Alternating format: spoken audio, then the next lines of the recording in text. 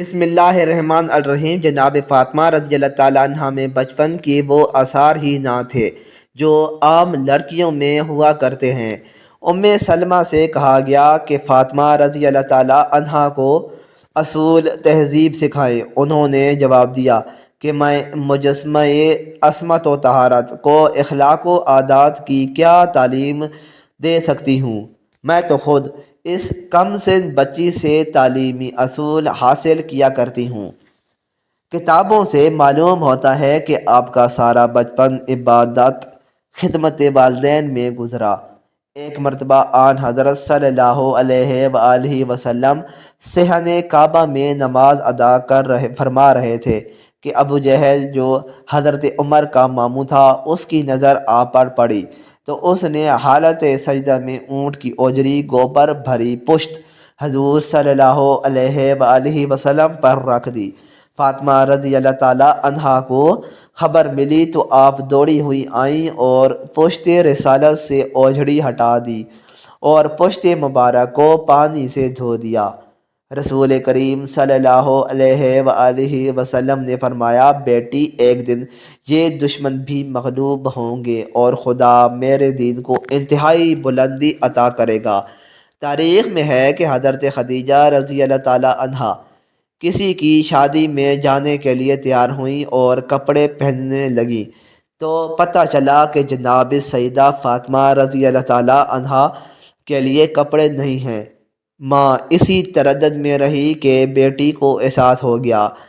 عرض کیا، مادر گرامی، میں پرانے کپڑے میں ہی چلوں گی، کیونکہ بابا جان فرماتے ہیں کہ مسلمان لڑکیوں کا بہترین زیور حیات تقویٰ ہے اور بہترین آرائش شرم و حیا ہے۔ فاطمہ الزہرا رضی اللہ تعالیٰ عنہ کا سارا بچپن فکر و فاقہ اور تنگی اور مصائب میں گزرا۔ مدارج النبوی میں ہے کہ حضرت رسول اکرم صلی اللہ علیہ وآلہ وسلم جناب سیدہ کو کہ وہ کم سن تھی اکثر اپنی آغوش میں بٹھا لیا کرتے تھے اور ان کے لبوں کو بوسہ دیتے تھے۔ اس پر حضرت عائشہ رضی اللہ تعالیٰ عنہ نے کہا کہ آپ فاطمہ رضی اللہ تعالیٰ عنہ کو بوسے دیتے ہیں اور اپنی زبان ان کے منہ میں دیتے ہیں۔ حضور صلی اللہ علیہ وآلہ وسلم نے فرمایا، تمہیں معلوم نہیں، جب میں معراج پر گیا تھا، جبرائیل علیہ السلام نے مجھے ایک سیب جنت کا دیا تھا، میں نے وہ کھایا تھا اور اسی وجہ سے فاطمہ کا نقطہ وجود قائم ہوا تھا۔ اے عائشہ، جب میں جنت کا مشتاق ہوتا ہوں تو فاطمہ رضی اللہ تعالیٰ عنہا کی خوشبو سونگھتا ہوں اور دہن فاطمہ سے میوہ جنت کا لطف اٹھاتا ہوں۔ آپ کی والدہ جناب خدیجہ الکبریٰ تھیں۔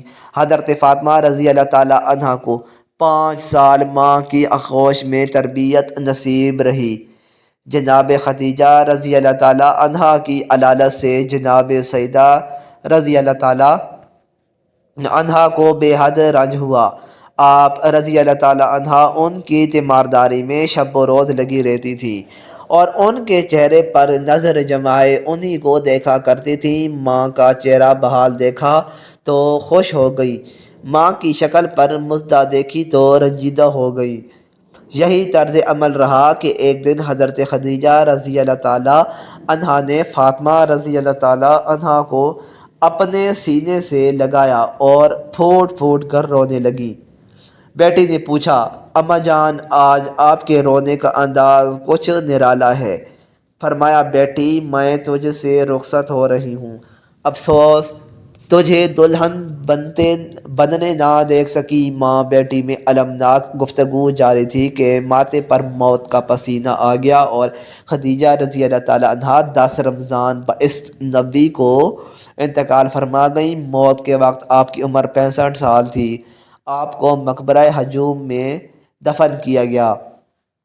خدیجہ رضی اللہ تعالیٰ عنہا کے انتقال سے فاطمہ زہرا رضی اللہ تعالیٰ عنہا کو انتہائی رنج پہنچا اور آپ سے زیادہ سرور کائنات کو صدمہ ہوا۔ اسی وجہ سے آپ نے اسی سال کو عام الحزن کہا ہے۔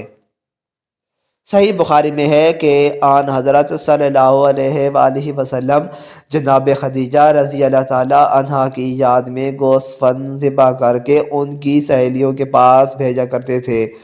ایک مرتبہ حضرت عائشہ رضی اللہ تعالیٰ عنہ نے کہا کہ اس بوڑھی عورت کو جس کے منہ میں دانت بھی نہ تھے کب تک یاد کرتے رہو گے؟ یہ سن کر آن حضرت غضبناک ہو گئے اور فرمایا کہ اس سے بہتر مجھے کوئی عورت نصیب نہیں ہوئی۔ وہ اس وقت ایمان لائیں جب کہ سب کافر تھے، اور اس وقت میری تصدیق کی جب سب جھٹلاتے تھے، اور اس وقت میرے لیے مال صرف کیا جب لوگ مجھے محروم رکھنا چاہتے تھے۔ حضرت علی رضی اللہ تعالیٰ عنہ نے شادی کی درخواست کی تو آپ صلی اللہ علیہ وآلہ وسلم نے فاطمہ کی مرضی دریافت فرمائی، وہ چپ رہی۔ یہ ایک طرح کا اظہار رضامندی تھا۔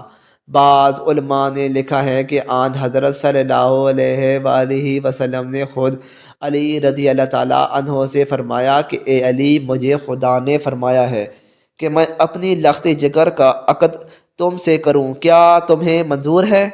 عرض کی جی ہاں۔ اس کے بعد شادی ہو گئی۔ علامہ مجلسی لکھتے ہیں کہ پیغام محمود نامی ایک فرشتہ لے کر آیا تھا۔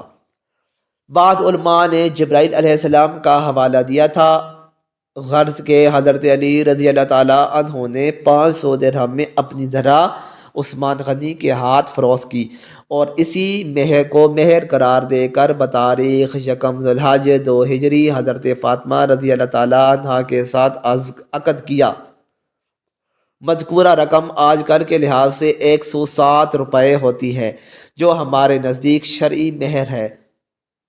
نکاح کے تھوڑے عرصے بعد 24 ذی الحج حضرت سیدہ رضی اللہ تعالیٰ عنہا کی رخصتی ہوئی۔ کھانے پینے کے بعد جلوس روانہ ہوا۔ اشرب نامی ناکہ پر حضرت فاطمہ رضی اللہ تعالیٰ عنہا سوار تھی، سلمان ساربان تھے۔ ازواج رسول ناکہ کے آگے آگے تھیں۔ بنی ہاشم ننگی تلواریں لیے جلوس میں تھے۔ مسجد کا طواف کروایا اور علی رضی اللہ تعالیٰ عنہ کے گھر میں فاطمہ رضی اللہ تعالیٰ عنہا کو اتار دیا۔ اس کے بعد آن حضرت صلی اللہ علیہ وآلہ وسلم نے فاطمہ رضی اللہ تعالیٰ عنہا سے ایک برتن میں پانی منگوایا، کچھ دعائیں دم کی، اور اسے فاطمہ اور علی کے سر، سینے اور بازو پر چھڑکا، اور بارگاہ احدیت میں عرض کی، الہی انہیں اور ان کی اولاد کو شیطان رجیم سے تیری پناہ میں دیتا ہوں۔ اس کے بعد فاطمہ سے کہا، دیکھو، علی سے بیجا سوال نہ کرنا، یہ دنیا میں سب سے اعلیٰ اور افضل ہے لیکن دولت مند نہیں ہے۔ اور علی سے کہا، یہ میرے جگر کا ٹکڑا ہے، کوئی ایسی بات نہ کرنا کہ اسے ملال ہو۔ حضرت فاطمہ رضی اللہ تعالیٰ عنہا کے ساتھ جس وقت حضرت علی رضی اللہ تعالیٰ عنہ کی شادی ہوئی، ان کے گھر میں ایک چمڑا تھا، رات کو بچاتے تھے اور دن میں اس پر اونٹ کو چارہ دیا جاتا تھا۔ شوہر کے گھر جانے کے بعد آپ رضی اللہ تعالیٰ عنہ نے جس نظام زندگی کا نمونہ پیش کیا، وہ طبقہ نسواں کے لیے ایک مثالی حیثیت رکھتا ہے۔ آپ گھر کا تمام کام اپنے ہاتھ سے کرتے تھیں، جھاڑو دینا، کھانا پکانا، چرخہ کاٹنا، چکی پیسنا اور بچوں کی تربیت کرنا، سب کام اور اکیلی سیدہ عالم رضی اللہ تعالیٰ عنہ، لیکن نہ کبھی تیوری پر بل آئے اور نہ کبھی شوہر سے اپنے لیے مددگار یا خادمہ کی فرمائش کی۔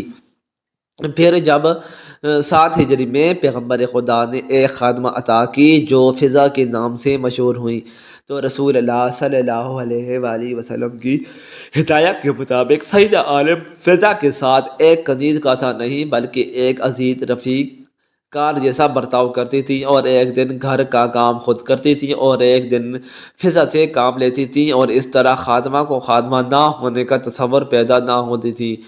دراصل یہ مساوات محمدی کی اعلیٰ مثال ہے۔ آپ رضی اللہ تعالیٰ عنہ نے عورتوں کو پردہ داری کا بتایا ہے اور خود بھی ہمیشہ اس پر عامل رہی، اور اتنی سختی کے ساتھ کہ مسجد رسول سے بالکل متصم قیام رکھنے اور مسجد کے اندر گھر کا دروازہ ہونے کے باوجود کبھی اپنے والد بزرگار کے پیچھے نماز جماعت میں شرکت یا آپ کے معزز سننے کے لیے مسجد میں تشریف نہ لائیں۔ ایک مرتبہ پیغمبر نے ممبر پر یہ سوال پیش فرما دیا کہ عورت کے لیے سب سے بہتر چیز کیا ہے؟ یہ بات سیدہ تک پہنچی تو آپ نے جواب دیا، عورت کے لیے سب سے بہتر یہ بات ہے کہ نہ اس کی نظر کسی مرد پر پڑے اور نہ کسی غیر مرد کی نظر اس پر پڑے۔ جناب فاطمہ رضی اللہ تعالیٰ عنہا نے فرمایا، آسماں تم مجھ سے الگ نہ ہونا، میں ایک ساتھ اس میں لیٹنا چاہتی ہوں۔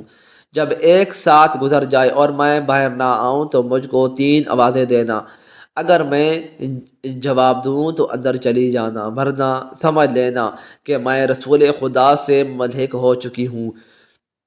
جب رات ہوئی تو حضرت علی رضی اللہ تعالیٰ عنہ نے غسل دیا، کفن پہنایا، نماز جنازہ پڑھی، بناب روایت مشہور جنت البقیع میں لے جا کر دفن کر دیا۔ ایک روایت میں ہے کہ آپ کو منبر رسول اور قبر رسول کے درمیان دفن کیا گیا۔ کتب مقاتل میں ہے کہ غسل کے وقت حضرت علی ستانے والا قبر پر کوئی بھی موجود نہ ہو، ورنہ سیدہ کو اذیت ہوگی۔ اس کے باوجود لوگوں نے قبر کھود کر نماز جنازہ پڑھنے کی سعی کی، جس کے رد عمل میں حضرت علی ننگی تلوار لے کر زرد لباس پہنے ہوئے قبر پر جا بیٹھے۔ اس وقت آپ کے منہ سے کف جاری تھا۔ یہ دیکھ کر لوگوں کی ہمتیں پست ہو گئیں اور آگے نہ بڑھ سکی۔ وفات کے وقت جناب سیدہ طاہرہ کی عمر 28 سال کی تھی۔ مزید اچھی ویڈیوز کے لیے چینل کو ضرور سبسکرائب کریں، ویڈیو کو لائک اور شیئر کرنا نہ بھولیں۔ شکریہ۔